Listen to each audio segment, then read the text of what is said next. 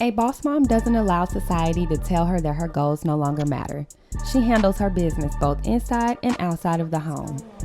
Welcome to the Bawse Mom Movement Podcast with me, your host, Ashley White, where you'll hear me speak with millennial moms who have not allowed the title mom to stop them from achieving their goals. During this podcast series, we'll discuss how we balance it all and other mom-related topics. It's a space for all my bossy mamas, whether you're an entrepreneur, mama in corporate, or both. Being a boss mom isn't easy, but it's our lifestyle. So with that being said, all right, boss moms, let the movement begin.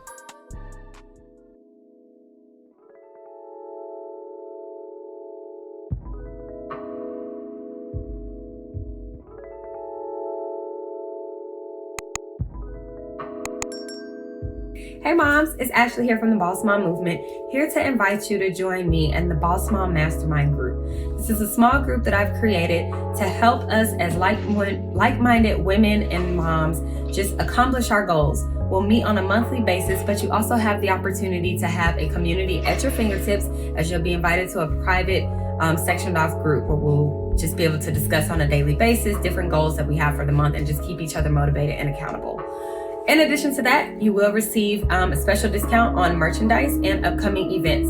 So like I said, join the Bawse Mom Mastermind group. The link is in my bio. And let's just build this community and check off these goals and keep each other accountable. So I hope to see you ladies there. Hey, Boss Moms. Welcome back for another episode of the Bawse Mom Movement Podcast with your host, Ashley White. And today I am here with a special guest, Miss Britani Rose. She is a certified life coach and mom, and she is going to talk to us about navigating healthy relationships. So welcome to the show, Britani.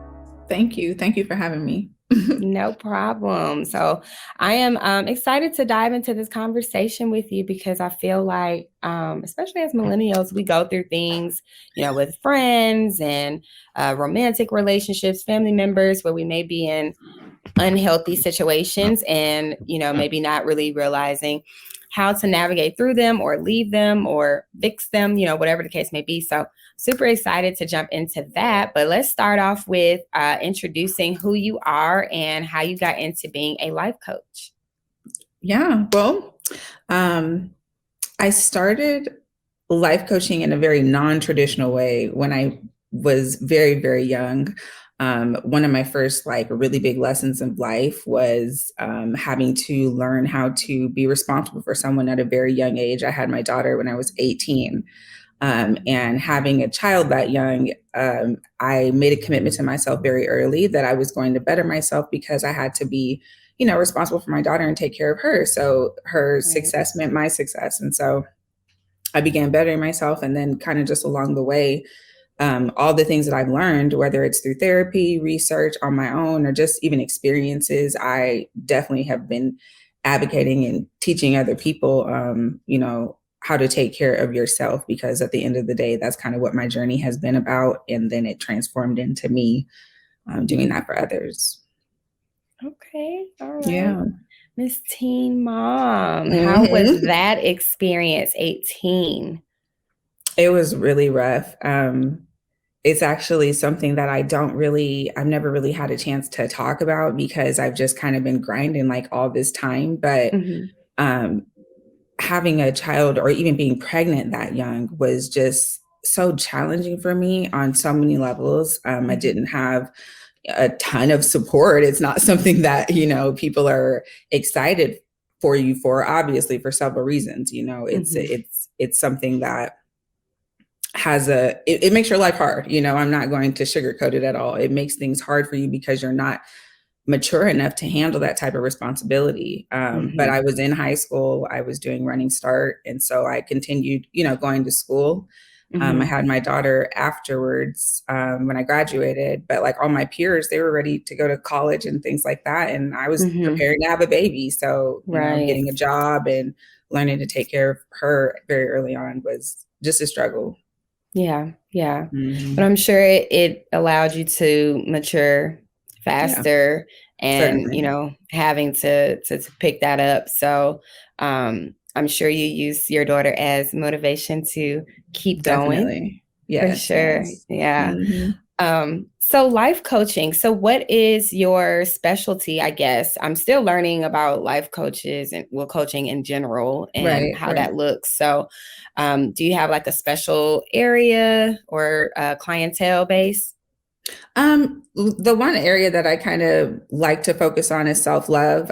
Is the most authentic to my own journey and my own process. And it's the most close to me based off of my own experiences. So in my work of life coaching, I really don't focus on other aspects other than you. Like my clients, it's relearning you again so that we can honor you, so that you can make better choices for yourself and for your life. So it's really just self-management and happiness. How to create the life that you want for yourself is what I help my clients reach. Okay. And are your clients just females or? Yes. Okay. Yeah, I've throughout life, I've obviously definitely helped men and things like that because life coaching is general, but it's just as a single mom and as a woman, that's just who I kind of have a passion for helping because I identify with them so much and I relate to women on so many levels. So I love to not only advocate for us, but also help other women so they too can get to a better place. So that collectively we can just be more powerful as a unit. Absolutely. And I think that's so important as moms, just being healthy, right? So that we can be healthy for our children. Absolutely. And giving them something positive to look at. So what does I guess navigating healthy relationships look like? Like what are some of the situations, I guess, that maybe either you've endured or your clients have endured that you felt like, you know, you had to help them navigate those situations? I think even for myself and my clients, the most challenging part of relationships or healthy relationships that's hard to navigate is like our romantic relationships. I feel like even with myself and clients, we're really easy to say like, oh, my mom is disrespectful, or, you know, my friend was disrespectful, I'm going to cut them off, or, you know, we're quicker to like have a problem and kick people out of our lives that are on a more platonic level than romantic relationships. So that's kind of the crux of where it kind of starts. But usually you can see in those relationships that there's boundaries being broken. There's disrespect. There's a lot of things where us as women, we have strayed far away from ourselves just to want love, you know what I mean? And you can typically see it way more in romantic relationships than other relationships. Yeah, no, that's so interesting that you bring it up in that manner, because I've talked about that with friends as well. It's like, you know, we'll take a guy back so many times, you know, but our friends, it's kind of like a one hitter quitter when in reality, we're all human. We all make mistakes, right? And so I think we should treat them the same. I mean, they're a relationship nonetheless. It doesn't matter if it's friendship or romance or family, whatever, wherever the person sits in your life. But like, why can't we just find it in ourselves to work out things with friends or family, like, and be, I guess, more forgiving in those situations? Like, has that, I don't know, like, what is that? Is that one of the main things that your clients deal with, is like how to? Yeah, I mean, it's a struggle all around. And I think one of the things is like, even, okay, for us as women, when we think high level, like ourselves at the highest point, it's typically like our families, it's typically like a partner and things like that. I know that sometimes we place our romance or love lives on a very high pedestal in terms of like the priority and where it sits in our lives. We might, based off the fact that friendships or family, like I know that I've had unhealthy relationships with either friends or family that I could easily say, you know, like, I won't call them no more, you know, like whatever, but I still want a relationship. I still want a partner. And then in navigating that or trying to find a partner, you're dealing with those behaviors as well. So they're definitely mirrors for sure, because you will see behaviors in other relationships, like people pleasing and stuff like that. People do that in all levels of relationships, but romantically, we have that yearning for it. So I think that's why we end up just kind of dealing with more or tolerating more, because we all want to be in a relationship or be loved. Yeah, no, I definitely agree with that. And it is, I mean, it is hard to come by love, Yes. but I also feel like good friends are hard to come by as well. And I've always been the person, I want both, right? I'm like, I don't want to say I equate them, but in the sense, like almost like I hate losing either, just to be honest. Well, you shouldn't like have to choose. Yeah. I definitely agree with that. I think it does come down to, maybe certain situations that kind of put you in those situations of having to, in some instances, which it does. So as a life coach, I guess, how would you help someone navigate through, maybe if they were put on a scale of having to choose between the two?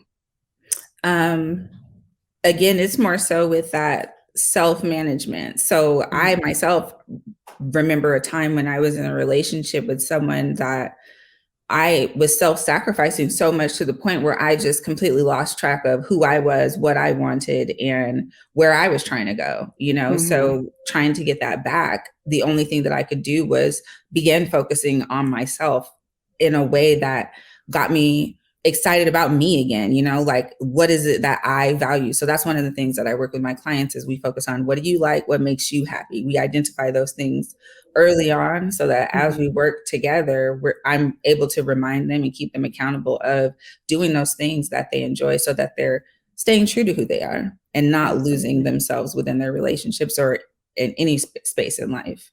Right. Yeah, no, I definitely...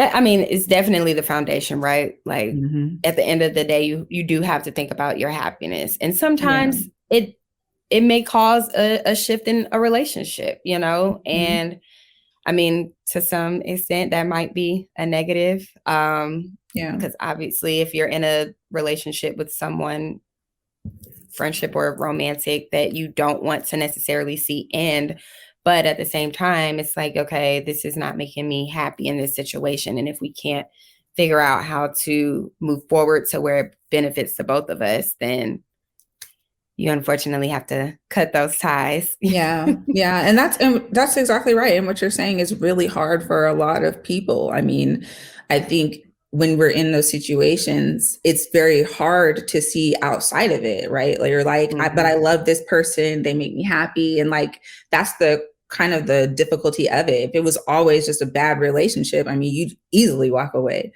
It is those good times that keep us there, even when things are rocky, because we've established some type of rapport with this person and trust them or like them or enjoy them to some extent. But you have to differentiate, just like you said, like if we're not both benefiting, is this a healthy space for us? Right. So getting to that, as you just asked, like, is this a healthy space for us? What are some, I guess, tips around when someone can even identify that they're in this unhealthy space or, I guess I'll call it unhealthy space within a relationship? The biggest thing that I see with people is they're lost, confused, accepting things they don't want to accept, dealing with things they don't want to deal with. And it's kind of like they're watching themselves from the outside is what it becomes, because they've just allowed themselves to get to a place where they probably didn't want to be. But even like what you're saying, we're talking about how do you know when you're in an unhealthy relationship? And I think some of that, looking for like the bad things or highlighting the negatives, is often what leads us down the wrong path when we're dating or when we're even trying to navigate healthy relationships anyways, because we can say like, well, we don't want this or we don't want that. And those are those red flags that we do not want. But have we identified what we do want? Do we know those green flags so that when we are meeting people, we can say either yes or no, they're in alignment with what I value and what I need as a person versus what I'm willing to give them also, because you want to have reciprocity. It's not just giving, it's making sure you're getting what you need out of a relationship also. And that's what makes it healthy. Right. Interesting. So the fact of like how you mentioned in the beginning is we highlight those negatives. Yes. Right. And then I think they stay in the back of our mind, or at the forefront, I should say, of our mind going into relationships. And so then I think that's all we begin to think about. Subconsciously looking for those things. Right. Yeah. Right. And now I'm creating a problem to where it makes it an unhealthy situation, because now I'm probably spewing those things out to that person. Right. And so now they may be becoming irritated, right. And I never even thought about that, actually. It is good to have those boundaries, of course, and those, I guess, non-negotiables.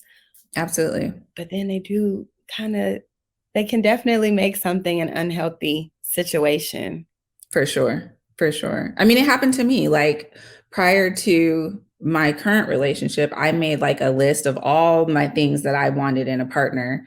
And based off of the things that I was receiving that I didn't, like, and it was nice to put those things out. But then I also realized, like, okay, I have to also make sure the person that, or anyone that I'm looking to have in my life, is in alignment with these things. Because the minute I meet someone or come along with people and they're not respectful, they don't value my time, they're not being honest, they lack integrity, then I have to make a choice for myself. Like, okay, this just isn't the type of person I need to be around. We're not going to have a healthy relationship because you don't have healthy habits. Right. Yeah. No, that's definitely true. Yeah. I think that is definitely, you said you work a lot with like single moms and stuff. And I think about those things too, right? When we talk about dating as moms and bringing someone into the equation that's not the child's father, right? And because we're thinking of self, then I don't want to say you forget about the child, but it's kind of like sometimes we make decisions that's maybe not healthy for the child because we're thinking about self. Yes. Yeah. Have you ever had those situations from a client that may be a mom? I've been in those situations, certainly.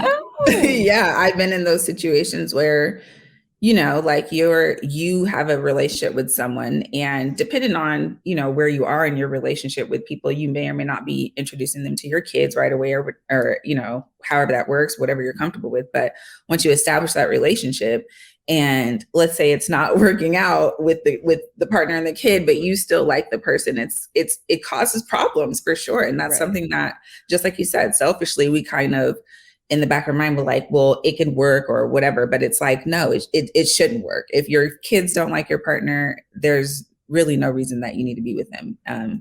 So yeah. Yeah. And it's like, especially when you talk about building, right? Because we're getting older, things are looking different, and you have to think about the future, and the child is in the equation. So, absolutely. It's just one of those things. I think, like, when I think about dating as a mom, I'm with my child's father, but we're always in the reality, okay, if this doesn't work out, what are we going to do? Right. Because you are still the father, I'm still the mother, but it's like, you think about those things, and like, it's reality that you could bring someone in and it doesn't work out, and now you have to reevaluate and regroup. And I'm like, man, I think now we're at the age that we're in, because before it would be like, I wouldn't even date anybody with kids. Like, good luck. Right.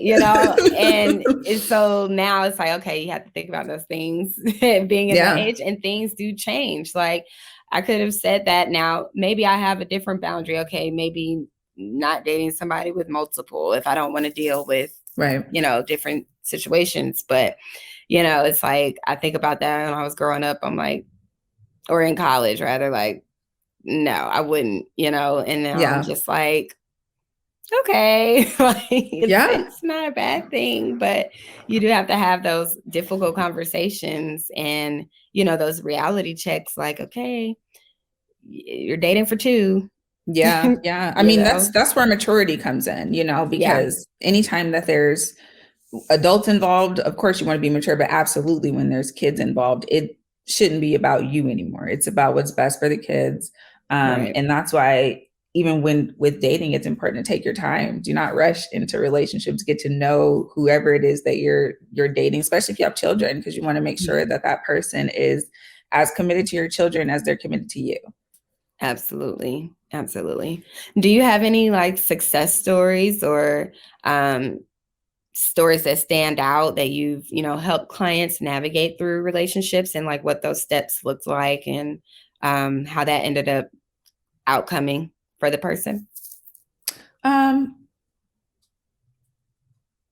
I think Or there's several, and I love when my clients are able to benefit in other relationships from the work that they do or that we do together. But I guess my favorite thing is to see my clients just growing and nurturing within the relationship that they have with themselves, because that's really where it starts.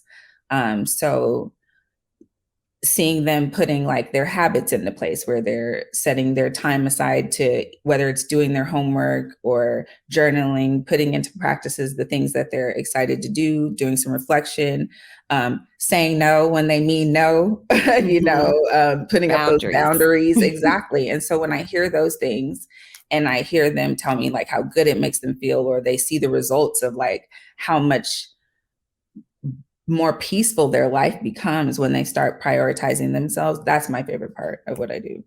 Absolutely. And I definitely hope people know, the relationships can be across the board, right? You have relationships at work, you have in your business if you're working with multiple people, and just like you said, just making sure that you're surrounded with good energy, positive energy, so that you can be the best you. I definitely love that. And I wanted to know, so let's talk about your life coach business. I definitely want to give you the opportunity to talk about your business. If there's any specific service or product that you have, definitely be able to share that with the audience and tell them how they can find those opportunities. Sure. So I will be offering group coaching coming up real soon, but right now I do one-on-one.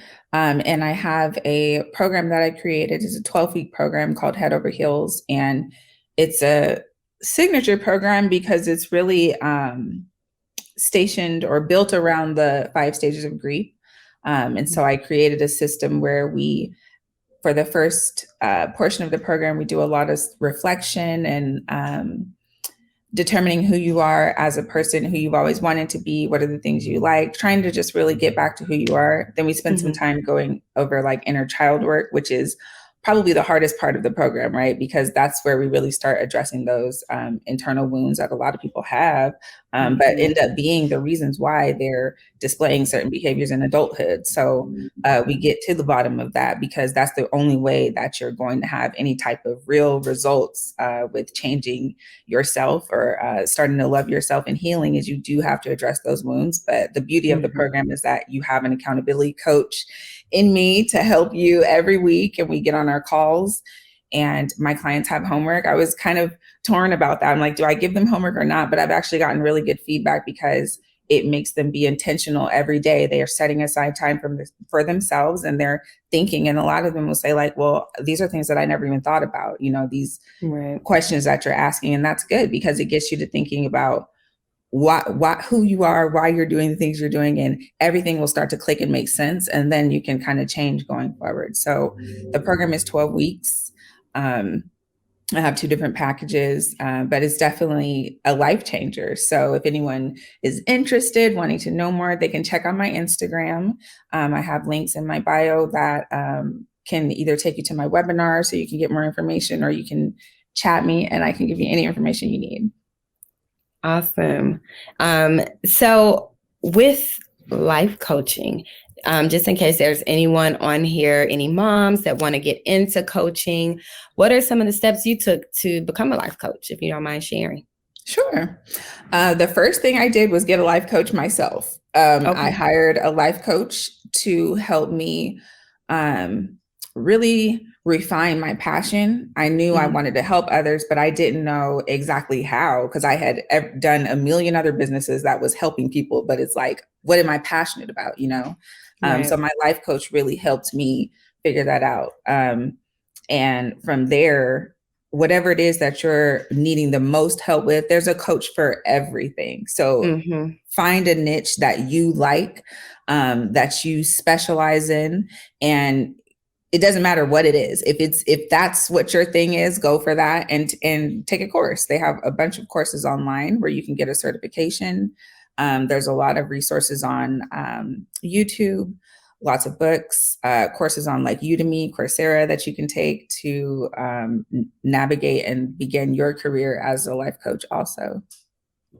Awesome. Thank you for sharing that. I've been thinking about it as well. So I'm like, oh, I always want to get insight into how, you know, people got where they were. You know, like you said, have a niche. I have a specific area of interest that I've been thinking about. So I'm just. What is it? Helping. So right now I am a diversity recruiter. So that's where my passion is. Helping people that look like me. You know, get into their career fields. So what I would love to do is help moms and their careers, and just pivoting and navigating through, because I've come across people that are interested in changing industries and they're having tough times doing it.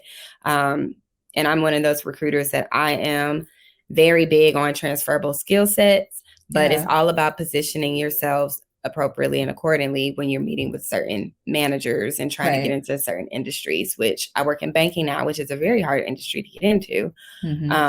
So I'm like, why not help other women? Yeah, that sounds dope. That sounds dope. I think you should do it, especially right now. I was having that conversation today that there's so many people like trying to navigate the workforce. A lot of people that, especially just because the climate we're in, they need better jobs. They need more wages. So like, somebody like you know, offering help and helping people navigate that so that they can get the career that they want in advance, especially women, you know, and moms. Absolutely. I think that's dope. Absolutely. Thank you. So that's just giving me even more motivation to just get out there and do it. I'm just trying to figure it all out. But I appreciate you for sharing and, you know, helping us realize certain situations and navigating our relationships. And hopefully, you know, my audience was able to take something from this and maybe realize that they're in a situation that they need to get out of, or figure out, you know, take the steps on how to fix it to, you know, provide a better environment for themselves so we can be the best we can be for our babies. Absolutely. Thank you for having me, though. I really do appreciate you. And working with me and my schedule. Oh, girl, listen, my schedule is up and down. So I'm always willing to be, you know, flexible. And I appreciate you for being flexible with me, because I'm going on vacation next week. And I was just Where are you going? I am going to Mexico. So I'm like, I was going to record out there, but I was like, you know what? I need complete vacation mode, because I have a tendency to work when I shouldn't be working. So I appreciate you. And let us know how we can find you, your Instagram handle, and if you have a website. My Instagram is at Britani Rose, BRITANI ROSE, and my website is www.britanirose.com. Awesome. Well, thank you so much, Life Coach Britani Rose. Thank you. You all are here again. This is season 4, episode 8, 9. Look at that. Episode 9 is right there on the screen. So episode 9, navigating healthy relationships. And as I always leave you ladies with these words, stay bossy and stay motivated. And I will talk to you ladies next time.